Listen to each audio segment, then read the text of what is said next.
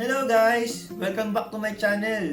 Nandito na naman tayo sa another episode ng cooking na kung saan nirequestan tayo ng ating subscriber at kaibigan na si Cleven.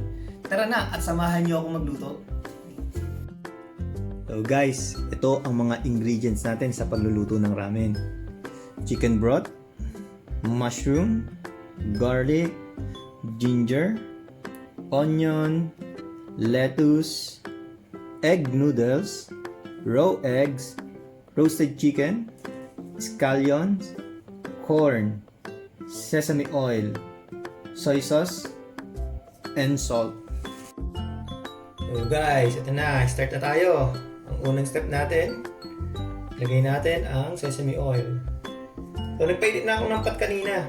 So, dali na lang yan. So dapat medyo shimmering ang ating sesame. So medyo pinit na siya. Lagay na natin ang garlic.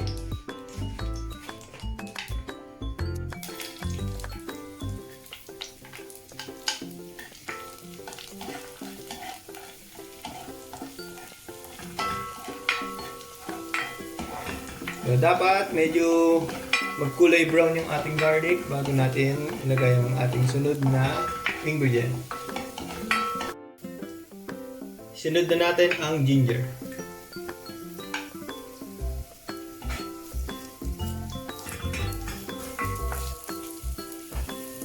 Then next na natin ang onions.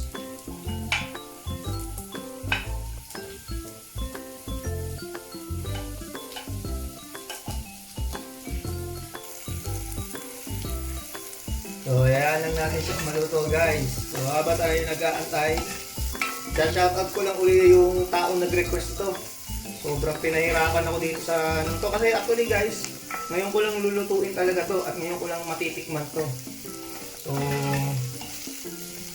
talagang experiment lang to. Talagang pinagbigyan lang natin si Cleven. So, isasalang na natin ngayon ang chicken stock.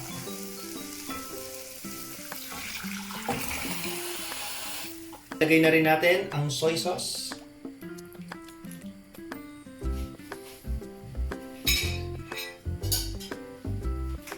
And mushroom. Then, takpan natin. Okay. So guys, kumukulo na. Lagay na natin ang lettuce.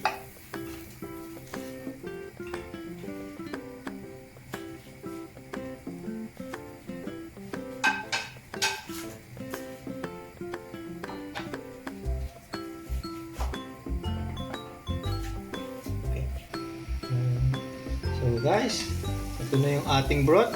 Kulong-kulo na siya. So papatayin na natin.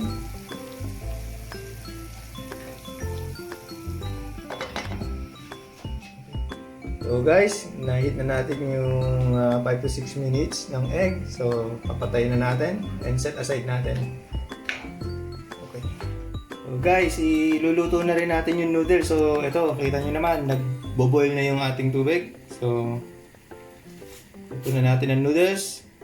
So itong noodles 5 minutes. So o kaya as per dun sa pack, din na sundin din nyo. So guys, 5 minutes na. So i-drain na lang natin to. So guys, ito. Serve na natin ang ating ramen requested by Cleven.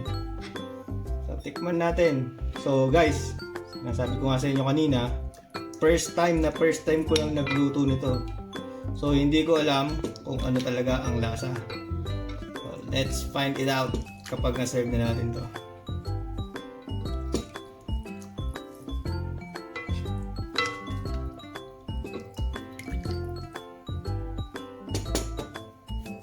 Okay.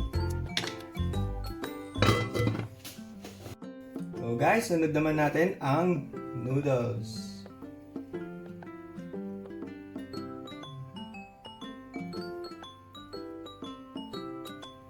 Next is corn.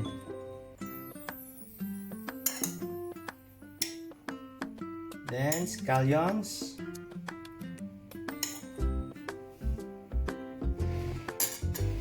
And eggs.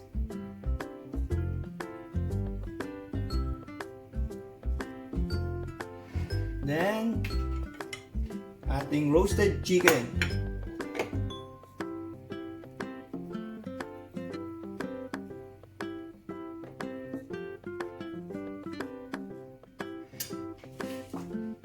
So, isa nga pala guys, yung asin, it's up to you kung lalagyan nyo o hindi. Pero kasi nung tinikman ko yung broth, so medyo maalat na siya para sa akin. So kayo, kung gusto nyo lagyan nyo lang siya.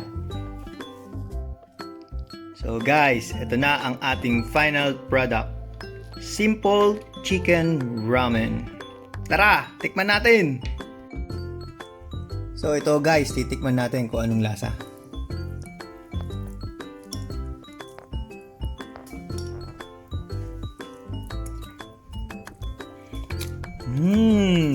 Tastes good guys. Please try it out. Thank you for watching guys. Please like and subscribe.